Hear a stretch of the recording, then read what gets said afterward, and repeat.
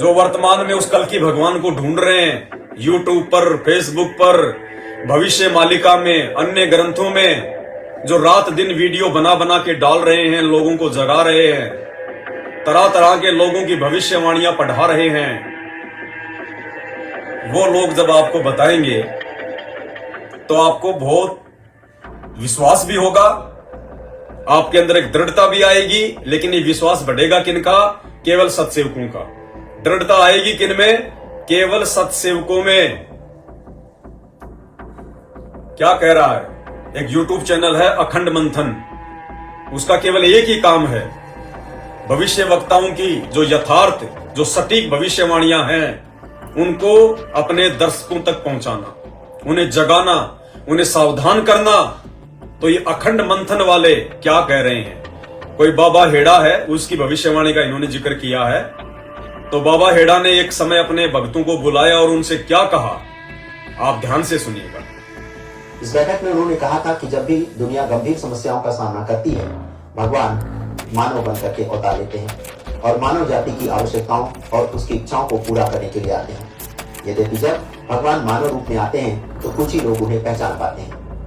राम और कृष्ण और संसार के अन्य अवतारों के साथ भी ऐसा ही हुआ था। केवल वे ही लोग जिन्हें प्रभु चाहते हैं कि वे उनके वास्तविक स्वरूप को जाने, वही लोग उनके स्वरूप का अनुभव कर पाते हैं कि वह वास्तव में सामान्य से कहीं एक अलग और विशिष्ट मनुष्य है और वह एक अवतार है। भगवान हमारे मन और हृदय में संदेह भी डालेंगे और हमारा ये कर्तव्य है कि हम उन्हें जानने के लिए बुद्धि का प्रयोग करें और उनसे बुद्धि प्रदान करने के लिए उनसे प्रार्थना करें। तो इससे एक बात स्पष्ट होती है कि संसार में जो भी कोई अवतार होगा वह सभी को ये नहीं बताएगा कि वह अवतार है, बल्कि वह अपने कुछ चुने हुए लोगों को स्वयं को पहचानने की बुद्धि देगा। शेष लोग तो उसे सामने खड़ा देखकर भी पहचान नहीं पाएंगे। 7 नवंबर 1981 को हैरा खान बाबा जी ने एक और बैठक आयोजित की, जिसमें उन्होंने आने वाले समय को लेकर जानकारी दी। आया कुछ समझ में? ये पवनदास नहीं बोल रहा, ये काला कोट पहन के, चश्मा लगा के, शकल ढंग से देख लो, इसके बराबर में तो हेड़ा खान बाबा है और ये हेड़ा खान बाबा की भविष्यवाणी बता रहा है, लेकिन बता बिल्कुल सत्य बात रहा है। तो क्या कह रहा है अब दास आपको समझाएगा, सुनिए। इस बैठक में उन्होंने कहा था कि जब भी दुनिया गंभीर समस्याओं का सामना करती है, भगवान मानव बन करके अवतार लेते हैं। जब भी दुनिया भयंकर समस्याओं का सामना करती है, तब तब भगवान मानव रूप में धरती पर प्रकट होते हैं, धरती पर अवतरित होते हैं। आज संसार किन परिस्थितियों से घिरा हुआ है? आप और हम तो भगत बन गए। आप और हमारे ऊपर तो परमात्मा का आशीर्वाद है, उनका प्रोटेक्शन है, एक रक्षा कवच परमात्मा ने आप और हमें पहना रखा है, जो भाई बहन मर्यादा में हैं। इसलिए हमें जगत में जो आग लगी हुई है, दुनिया में जो आग लगी हुई है, हमें इतना ज्यादा महसूस नहीं हो पा रहा। लेकिन आप अगर एक जगत वाले की दृष्टि से देखेंगे, महंगाई को देखेंगे, उसकी जो परिस्थितियां हैं उस पर नजर डालेंगे, वैश्विक जो परिस्थितियां हैं उस पर नजर डालेंगे, जो युद्ध हो रहे हैं उस पे नजर डालेंगे, आने वाले समय में जो परेशानियां आनी हैं उन पे आप नजर डालेंगे, तो लोगों का जीना हराम हो रहा, जीना हराम। ना कोई मान सम्मान, ना कोई इज्जत, ना कोई मान मर्यादा, ना भाई भाई का प्यार, ना बाप बेटे के बीच में कोई इज्जत, कोई मर्यादा, कुछ नहीं। सब कुछ बर्बादी के किनारे पे है। बर्बादी के किनारे पर दुनिया बारूद का ढेर बन चुकी है। पूरा विश्व 3 खेमों में डिवाइड होता जा रहा है। विश्व युद्ध बिल्कुल मुहाने पे तैयार। हमास और इजराइल के बीच में क्या हुआ? 10 लाख लोगों को हमास छोड़ने के लिए मजबूर कर दिया। वो बने बनाए मकान, बड़ी बड़ी कोठियां हैं, वो बड़ी बड़ी गाड़ियां छोड़ छाड़ के भाग गए। वहीं गाड़ियों में चाबी लगी रह गई, तो तिजोरी में पैसे वहीं पड़े रहे, बैंक में पैसे वहीं रह गए। मजबूरन छोड़ छोड़ के भाग गए वहां से जान बचाने के लिए। टारगेट दे दिया कि 24 घंटे में निकल जाओ, हमला करेंगे। क्या करेंगे? रहेंगे तो खाएंगे क्या? ना लाइट, ना बिजली, ना पानी, कुछ नहीं। कहां पड़े वो लोग? टेंट लगा लगा के पड़े दूसरे देश के जो है बल्कि बॉर्डर पे। कहां गया उनका भगवान? कहां गया जिनकी वो पूजा करते थे? कहां गया उनके वो रिश्तेदार, कहां गए उनके वो नेता, कहां गया उनका पैसा, कहां गया उनका अहंकार, कुछ काम नहीं आया। तो दुनिया में आग लगी पड़ी है, इसलिए वो परमात्मा अपनी आत्माओं को इस प्रकार बेचैन देखकर, उनको दुखी देखकर काल के जाल से बचाने के लिए धरती पर मानव रूप में प्रकट होता है। तो आज संत रामपाल जी वो परमेश्वर है, अखिल कोटि ब्रह्मांड का नायक है, जो आज एक सामान्य व्यक्ति के रूप में, एक संत के रूप में धरती पर आकर प्रकट हो गया। करने को तो ये परमात्मा ढेरों चमत्कार कर दे, एक सेकंड में दुनिया को हरा भरा कर दे, एक सेकंड में दुनिया में प्यार और प्रेम अपना दे। लेकिन इस परमेश्वर की कुछ मर्यादाएं हैं, कुछ नियम हैं, काल के साथ कुछ एग्रीमेंट हैं, जिनके तहत परमात्मा ने ज्ञान से ही अपनी आत्माओं को समझाना है। सुख दे दे के नहीं, 650 साल पहले परमात्मा ने खूब सुख दिए, खूब चमत्कार किए, 250 कोडियों को लाइन में खड़ा करके चंगा कर दिया। परमात्मा ने कहा कि अगले सप्ताह वो तो कोट पैंट पहन के आने लगे, और कोई बोला रे सेवा कर ले, क्यों तू कर ले। तो मालिक कहते जिस समय उनकी मक्खियां भिन भिनाती थी उस समय तो हाथ जोड़ रहे थे, भगवान ठीक कर दो, हम आपको जिंदगी में छोड़ के नहीं जाएंगे, हम सेवा करेंगे। और जैसे परमात्मा ने अपने आशीर्वाद से उनका कोट ठीक किया, वो गुरुजी कहते हैं वो तो मतलब जवाई बन के आए, फिर जवाई। तो मालिक को पता है, मालिक ने रिहर्सल सारी करके देख रखी है, इसलिए परमात्मा सभी आत्माओं पे वो दया नहीं करेगा, वो मेहर नहीं बख्शेगा। तो आज परमात्मा धरती पर इस भविष्यवाणी के अनुसार प्रकट है, सुनिए। और मानव जाति की आवश्यकताओं और उसकी इच्छाओं को पूरा करने के लिए आते हैं। यद्यपि जब भगवान मानव रूप में आते हैं तो कुछ ही लोग उन्हें पहचान पाते हैं। यद्यपि जब भगवान मानव रूप में आते हैं तो कुछ ही लोग उन्हें पहचान पाते हैं। भाई और बहनों, आज पूरे विश्व की 8 अरब जनसंख्या है। 8 अरब की जनसंख्या में से संत रामपाल जी ने मुश्किल से आधा प्रतिशत लोगों को अपने शरण में नहीं लिया, आधा से आधा प्रतिशत लोगों को भी। 30-40 लाख लोग आज संत रामपाल जी के फॉलोअर, और वो भी केवल डॉक्यूमेंट्री। अगर मर्यादाओं के आधार पर, अगर भक्ति के आधार पर हम आकलन करें कि संत रामपाल जी के वर्तमान में कितने भगत हैं, तो भैया आपको पूरे विश्व में दास ज्ञान आधार से बता रहा है, 100 से ऊपर भगत नहीं है। अगर मर्यादाओं को लेकर अगर भक्तों की छटनी शुरू कर दी जाए, अगर गुरु को परमात्मा मानने को लेकर छटनी शुरू कर दी जाए, असल में कितनी आत्माएं अपने आत्म कल्याण के लिए समाज से संघर्ष कर रही हैं, लोक लाज और मर्यादाओं से हटकर केवल अपना एक ही टारगेट बना के बैठी हैं, केवल मुक्ति, गुरुजी को प्रसन्न करना है। आपको पूरे विश्व में संत रामपाल जी के 100 से ज्यादा भगत नहीं मिलेंगे, 100 से ज्यादा, और वो भी केवल साध संगति में मिलेंगे आपको। तो कहते हैं यद्यपि जब भगवान मानव रूप में प्रकट होते हैं तो उनको हर कोई नहीं पहचान पाता। ये परम सत्य है। हाथ कंगन को आरसी क्या, पढ़े लिखे को फारसी क्या। अगर ये लाखों की भीड़, लाखों की संगत संत रामपाल जी को पहचान लेती कि ये भगवान है, तो भैया जून के महीने में भगवान के रहते सहते वो दाढ़ी मूंछ वाली मुर्दा फोटो का प्रकट दिवस क्यों मना रहे हो? क्यों उस फोटो को अपने घर पे अपने दरबार में पूज रहे हो? क्यों उसके आगे दीपक जला रहे हो? अरे तुमसे तो एक बिल्ली अच्छी। संत रामपाल जी के 90% भक्तों से तो एक बिल्ली है ना, उसमें भी दिमाग है। बिल्ली को जो भूख लग रही हो, उसके सामने एक तो मिट्टी का चूहा रख दो और एक ओरिजिनल चूहा रख दो। वो बिल्ली भी इतनी समझदार है, वो जानवर वो भी इतना समझदार है, ओरिजिनल चूहे को खाएगी, मिट्टी के चूहे को नहीं खाएगी। अरे एक 6 महीने का बालक भी तुमसे ज्यादा समझदार है। 6 महीने का शिशु, 6 महीने का बच्चा भी संत रामपाल जी के तत्वज्ञानी भक्तों से, जिनको सारनाम मिल चुका है, उनसे लाख गुना ज्यादा समझदार है। उस बच्चे के सामने एक तो ओरिजिनल आम रख दो और एक पेन से एक कागज के ऊपर एक आम की फोटो बना दो और उस बच्चे से कहो कि बेटा आम खा ले, उसको छोड़ दो। वो बच्चा वो कागज को हाथ नहीं लगाएगा। वो बच्चा भी इतना समझदार है, ओरिजिनल आम को हाथ लगाएगा। और संत रामपाल जी के भक्तों के सामने संत रामपाल जी खुद खड़े हैं, जिंदा जोगी जगत गुरु मालिक मुर्शद पीर। और काल कर्म लागे नहीं, नहीं शंका नहीं सी। जिंदा रूप में परमात्मा धरती पे 8 सितंबर 1951 को प्रकट हो चुका है। ये ज्ञान कौन दे देगा? अरे ये तत्व ज्ञान, ये पूरे विश्व के धर्म ग्रंथों का सार निकाल के कौन दे देगा? वो जिंदा कबीर सामने खड़ा है गुरु रूप में, और फिर भी वो तत्व ज्ञानी भगत वो कागज वाली फोटो को भगवान मान रहे हैं, जो ना चल सकता, ना बोल सकता, ना ज्ञान सुना सकता, ना जिसने कोई मंत्र दिया, ना कोई प्रार्थना सुन सकता।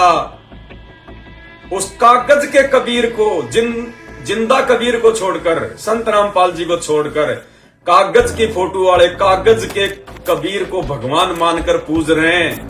तुमसे तो 6 महीने का बच्चा और 4 पैर की बिल्ली में ज्यादा दिमाग है।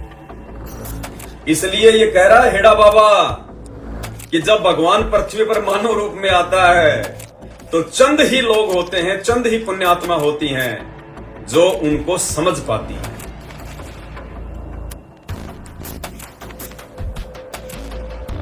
राम और कृष्ण और संसार के अन्य अवतारों के साथ भी ऐसा ही हुआ था। केवल वे ही लोग जिन्हें प्रभु चाहते हैं कि वे उनके वास्तविक स्वरूप को जाने, वही लोग उनके स्वरूप का अनुभव कर पाते हैं। अब गुरु जी को पहचानेगा कौन? उस परमात्मा की पहचान कौन करेगा? ये जीव के बस की बात नहीं है। चाहे कितना ही ज्ञान सुन लो, कितनी भक्ति कर लो, कितने मंत्र कर लो। क्या कह रहे हैं कि वो परमात्मा खुद ही अपने वास्तविक स्वरूप का ज्ञान करवाता है। भाई और बहनों, आप और हमारे बस की बात नहीं थी कि हम गुरु जी को पहचान लें। आज साध संगति से जुड़ के भी लोग वापस निकल के जा रहे हैं। क्यों? क्योंकि उनके संस्कार इतने मजबूत नहीं है। ये साध संगति में टिकना किसी ऐरे गहरे नथु बहरे के बस की बात नहीं है। यहां वो टिकेगा जिसका संसार से मोह भंग हो चुका है। यहां वो टिकेगा जिसको अपने रिश्तेदारों से ज्यादा, अपने घर वालों से ज्यादा, अपने दोस्तों से ज्यादा, समाज की लोक लाज से ज्यादा, मान बढ़ाई से ज्यादा, जिसको ये डर होगा कि यदि मैंने मर्यादा में रह के भक्ति नहीं करी तो मेरा तो बेड़ा गर्क हो जाएगा। यहां वो आत्मा रुकेगी। हर किसी के बस की बात नहीं है।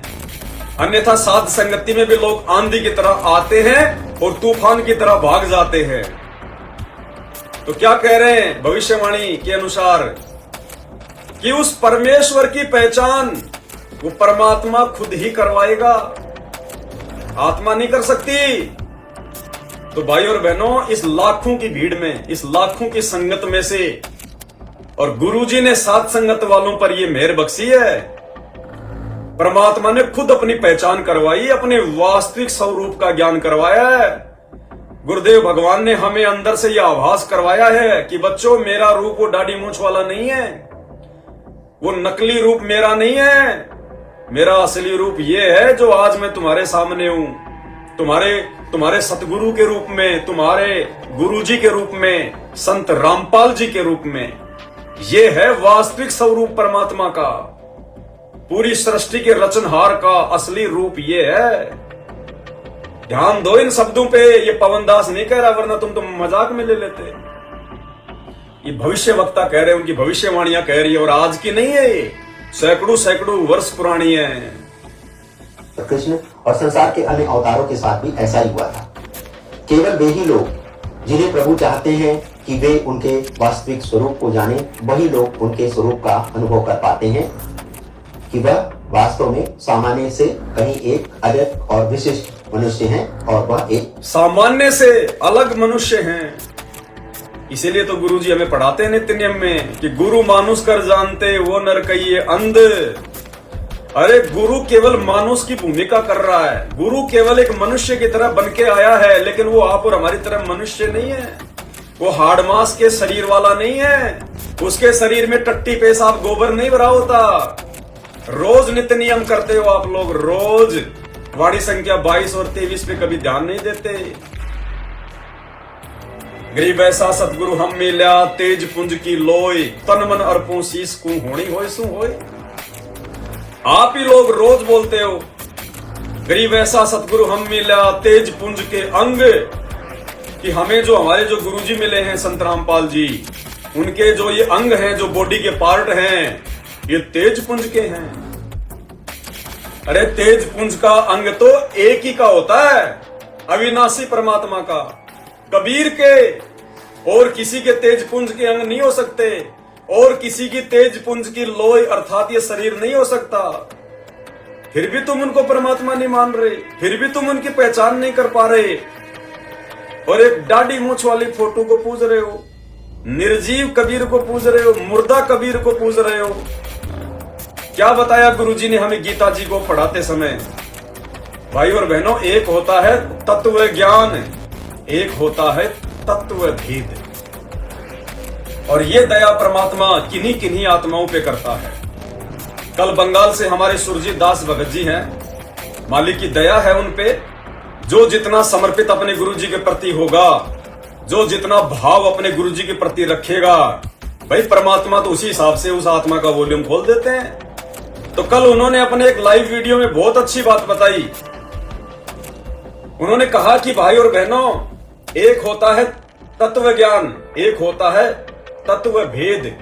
और गुरुजी भी अपने सत्संग में कह रहे हैं, तत्व भेद एक न्यारा रे साधु भाई, यानी जो तत्व भेद है वो तत्व ज्ञान से न्यारा है, और समझेगा कोई गुरु प्यारा। तो गुरुजी ने हमें क्या पढ़ाया गीता में? अध्याय 9 श्लोक नंबर 25, जो भूतों को पूजेगा भूत बनेगा, देवताओं को पूजेगा देवताओं के पास जाएगा, उनका नौकर बनेगा। और काल कहता है जो मुझे पूजेगा वो मेरे पास आएगा। तो रहे किसमें? जन्म और मरण में। अब हमने क्या सोच लिया कि भूत, जो भूतों को पूजेगा वो भूतों के पास जाएगा, यानी वो पितृलोक में जाएगा। अब हमने भूत शब्द का अर्थ निकाल लिया, जैसे भूत होते हैं, अरे उसके अंदर भूत आ गया, उसके अंदर भूतनी आ गई, हम उनको भूत समझते हैं। लेकिन परमात्मा फिर इसका जब वो तत्व भेद निकलवाते हैं, तो भूत का अर्थ क्या होता है?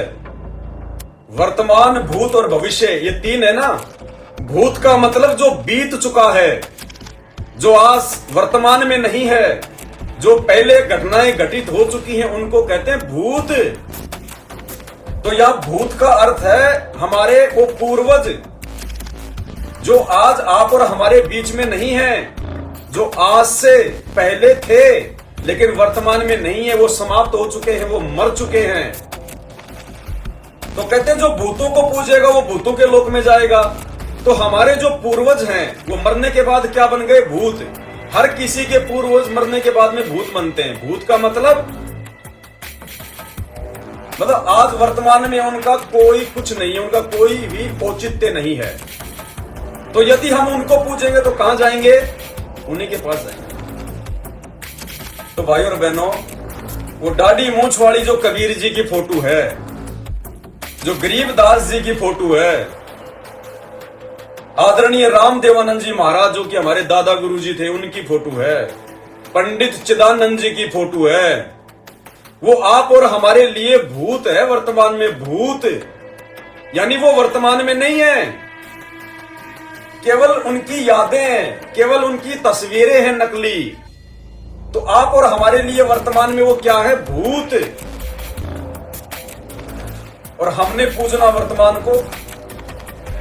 भूतों को पूजने के लिए गुरुजी ने मना कर दिया कि जो पहले हो चुके हैं, जो पहले होके जा चुके हैं, उनको यदि तुम पूजोगे तो मुक्ति नहीं होगी। तो हमारे लिए संत रामपाल जी परमेश्वर जी के अलावा जो कि वर्तमान में प्रकट हैं, वो भूत नहीं है, क्योंकि अभी वो धरती पर हैं, तेज पुंज के इस शरीर में, सह शरीर है वो परमात्मा वर्तमान में। इसलिए वो हमारे लिए भूत नहीं है। हमारे लिए भूत कौन है?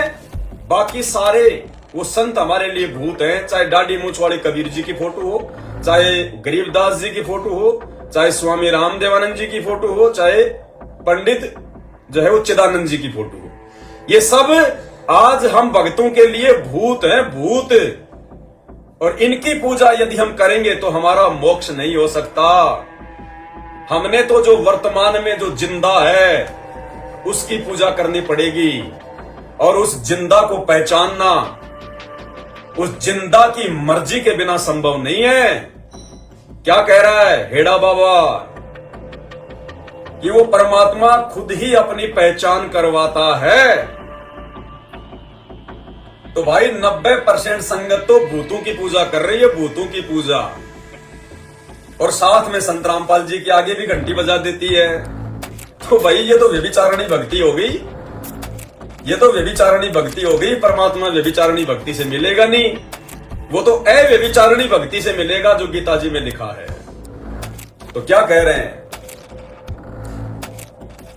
जिन्हें प्रभु चाहते हैं कि वे उनके वास्तविक स्वरूप को जाने, वही लोग उनके स्वरूप का अनुभव कर पाते हैं कि वह वास्तव में सामान्य से कहीं एक अलग और विशिष्ट मनुष्य हैं और वह एक अवतार है। भगवान हमारे मन और हृदय में संदेह भी डालेंगे और हमारा ये कर्तव्य है कि हम उन्हें जानने के लिए बुद्धि का प्रयोग करें और उनसे। क्या कह रहा है? भगवान हमारे मन में शंका और संदेह भी डालेंगे, लेकिन ये हमारा कर्तव्य है कि उनके द्वारा दिए गए ज्ञान और बुद्धि से हम उनकी पहचान करें।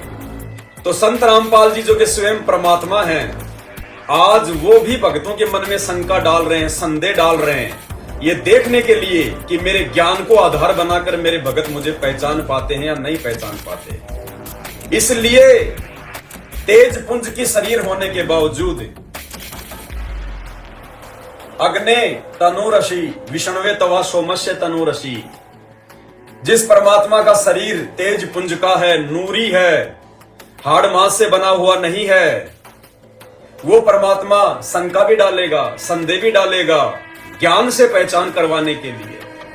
और इसीलिए संत रामपाल जी बार बार सत्संगों में क्या कहते हैं? इस दास का जन्म 8 सितंबर 1951 को एक जाट किसान परिवार में हुआ।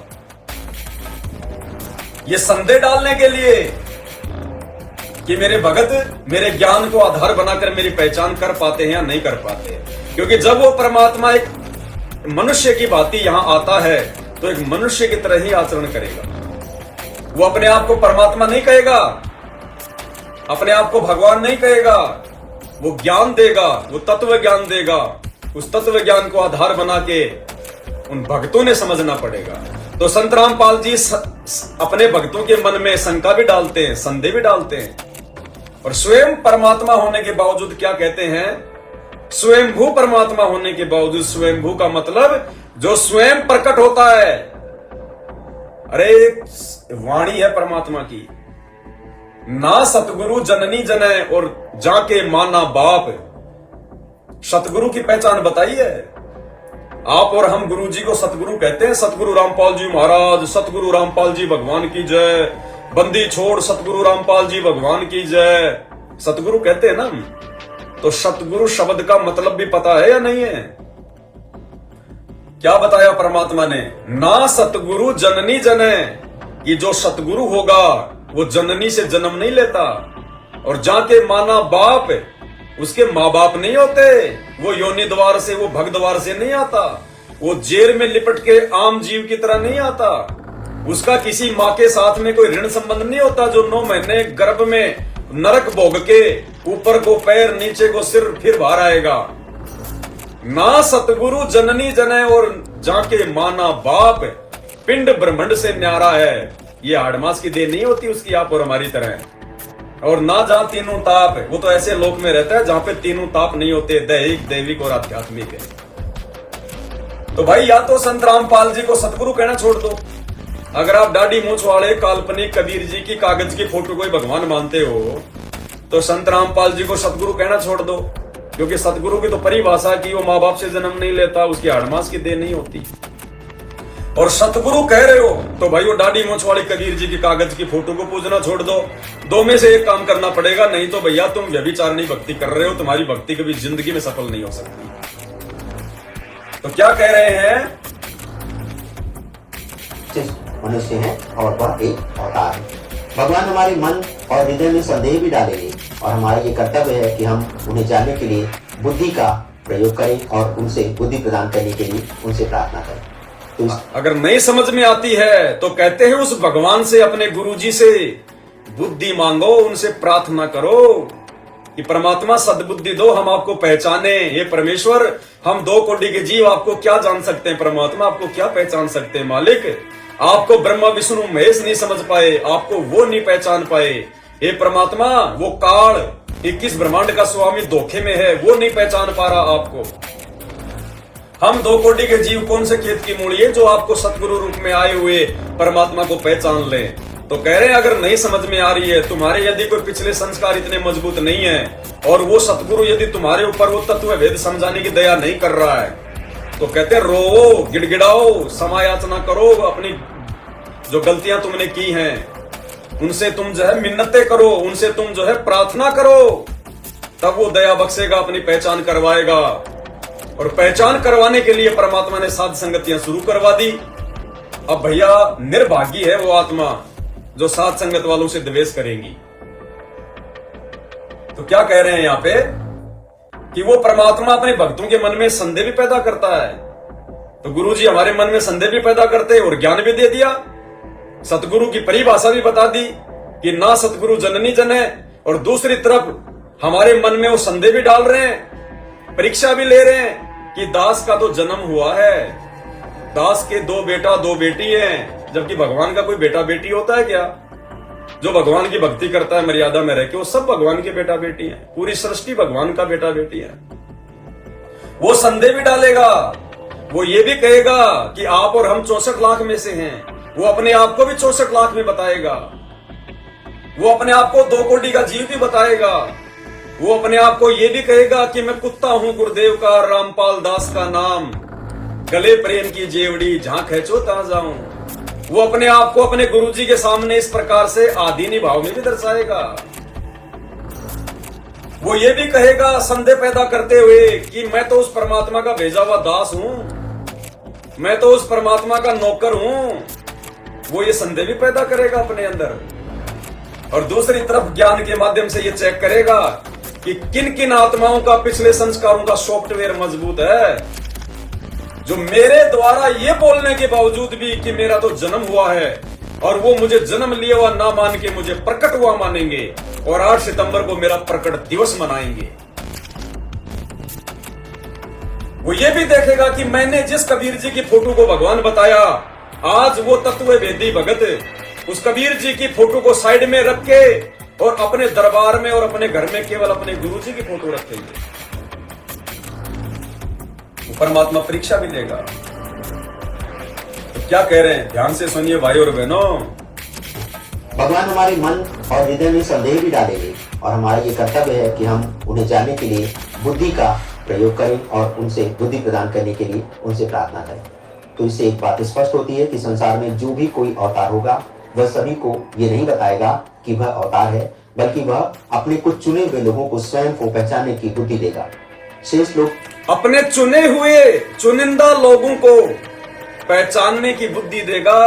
वो खुद नहीं कहेगा कि मैं परमात्मा हूं, मैं भगवान हूं। गुरुजी ने कभी नहीं कहा कि मैं कबीर हूं, मैं भगवान हूं, मैं परमात्मा हूं, लेकिन अपने चुने हुए चुनिंदा सत्सेवक भक्तों को, अपने चुनिंदा सत्सेवक बच्चों को परमात्मा ने बुद्धि दे दी, साध संगति से जोड़ दिया।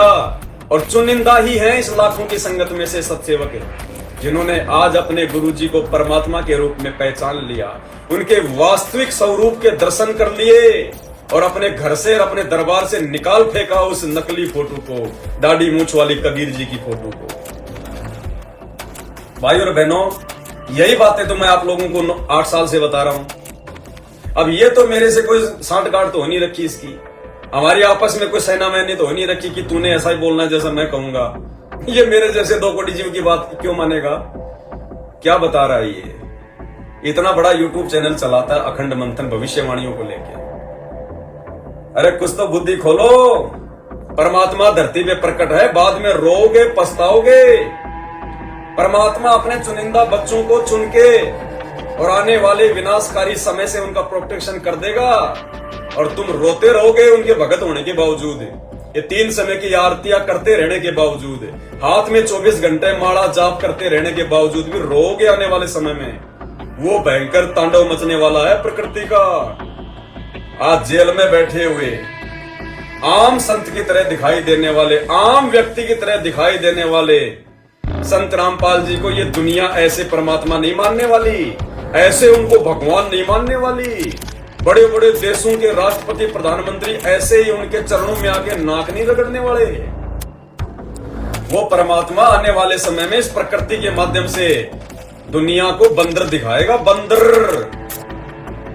उस समय क्या होगा तुम्हारा, जो आज उनको मानुष मान रहे हैं। संत रामपाल जी के रहते सहते उन आश्रमों में जा जाके कुपात्रों को ज्योति पाठ दान का पैसा देके वो कागज वाले कबीर को भगवान मान के पूज रहे हैं, उसको भोग लगा रहे हैं। घर आश्रम होने के बावजूद उन फर्जी आश्रमों में जा जाके भगवान ढूंढ रहे हैं। आने वाले समय में ऊपर हाथ करके रोगे भले तुम भगत हो, क्योंकि ये परमात्मा किसी का सगा नहीं है। तुम रोज मंगलाचरण पढ़ते हो दिन में 3 बार। ग्रीव परम शक्ति संगीतम रिद्धि सिद्धि दाता सोही, अविगत गुण है अतीतम सत्य पुरुष निर्मोही। ये परमात्मा ये नहीं देखेगा कि ये मेरा भगत है, इसको सतनाम है, इसको सारनाम है, ये 6 फुट का है, ये मेरा रिश्तेदार है, ये बंगाल का है। परमात्मा देखेगा इसने भक्ति कितनी अर्जित करी, ये मर्यादा में कितना रहा, इसके अंदर पतिव्रता वाला भाव कितना है, ये मेरे प्रति समर्पित कितना है। इसने व्यभिचारिणी भक्ति तो नहीं करी, इसने वैश्या भक्ति तो नहीं करी, वो ये देखेगा परमात्मा। तो मर्यादा तो आप लोगों की है ही नहीं। मर्यादा तो गुरु जी के परिवार ने सबकी छिन भिन करवा रखी है, सबकी ऐसी तैसी करवा रखी है। और आने वाले समय में वो सिर पे हाथ रख के रोगे। थोड़ी बहुत बैटरी चल रही है। खैर ये बातें तो तुम्हें बताते रहते हैं बार बार। तो कहने का मतलब है इन भविष्यवाणियों के अनुसार हर कोई गुरु रूप में परमात्मा की पहचान नहीं कर पाएगा। ये परम सत्य है और आंखों के सामने है। सत्सेवकों के अलावा धरती पे कोई भी इस बात को हृदय से स्वीकार नहीं कर सकता कि संत रामपाल जी ही कबीर परमात्मा है। संत रामपाल जी का शरीर हाड़ मांस का नहीं है। संत रामपाल जी की देह विदेह है, नूरी देह है। संत रामपाल जी बाकी लोगों की तरह शरीर छोड़ के नहीं जाएंगे। संत रामपाल जी 650 साल पहले की तरह जैसे परमात्मा मगर से सह शरीर गए थे दुनिया के सामने, वैसे ही परमात्मा आज भी सह शरीर जाएंगे। दुनिया देखेगी उनको ऊपर जाता हुआ। ये हर आत्माओं के बस की बात नहीं है कि इस बात को स्वीकार कर ले।